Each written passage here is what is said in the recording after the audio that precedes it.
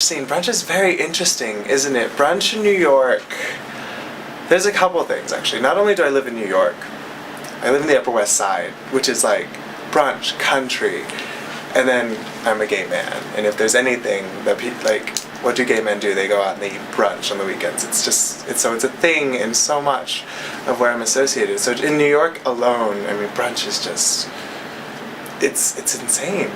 It's this mix of casual, but it actually, I think it is the casualness of it that allows you kind of to do kind of whatever you want. And I think that's why gay men love it, because it's the whole thing about you kind of go out the night before and then you wake up the next morning, or afternoon rather, and then you have brunch. So it's the same kind of scene but completely different crowd. If you go to say Chelsea on a Sunday or Saturday, then I mean, especially on a nice day, brunches, especially now that summer's coming up, brunches and dining outside also go together. And again, it's kind of that perfect time for everything, right? Mm-hmm. It's casual enough, but it's late enough where you can drink, which New Yorkers love to do.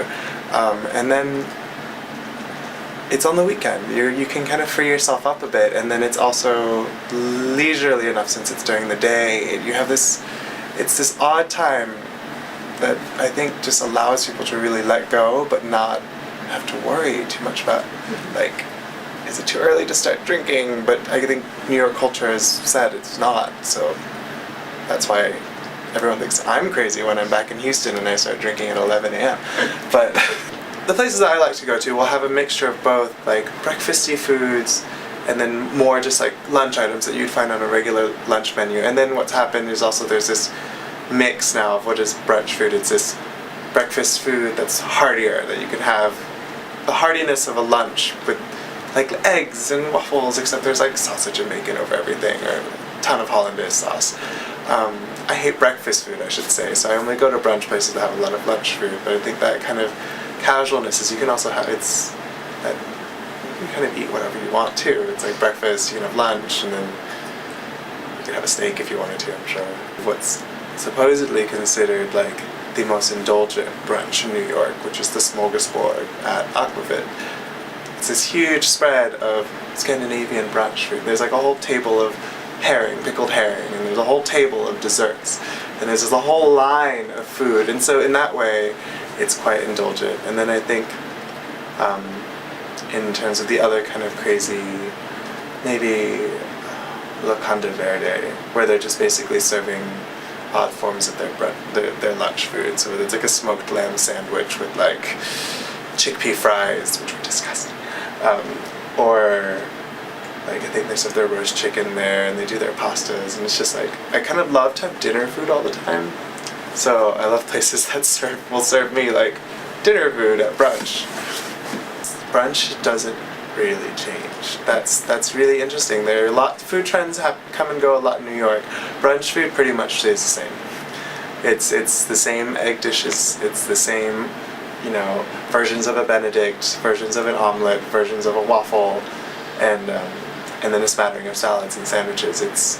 And give you lots of juices, and then see if they can come up with inventive versions of a Bloody Mary or something. But other than that, I mean, there aren't really brunch trends as popular as the meal is.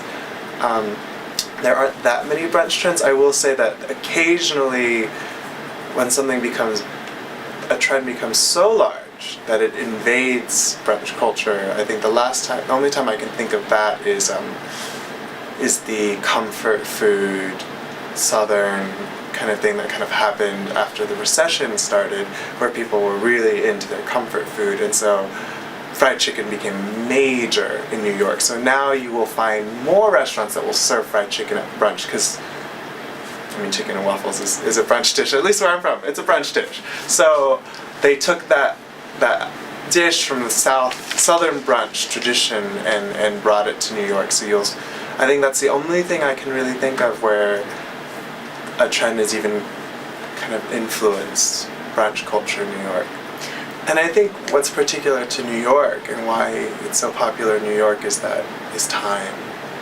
Like, more so here than anywhere else. Everyone's rushing around. We don't have time for anything, really. Everyone's busy. There's always something. So brunch falls usually at a time when on the weekend, it's during the day and people have time. You know, people work during the week, you can't really have a leisurely lunch, and maybe you have more pressing plans in the evenings, but during the weekend, during the day, I think it's a time where a lot of New Yorkers have the time to do something like go out and have a leisurely meal with their friends. And I think that's a major reason why it's such a big deal in New York, because we're always pressed for time in this city. It's something that, you know, everyone's just complaining about how little time they have and how little downtime there is. So I think combining all of that, the hanging out with your friends, the drinking in, you know, this daytime kind of meal all into one, rolled into a brunch, I think is why it really has become so popular.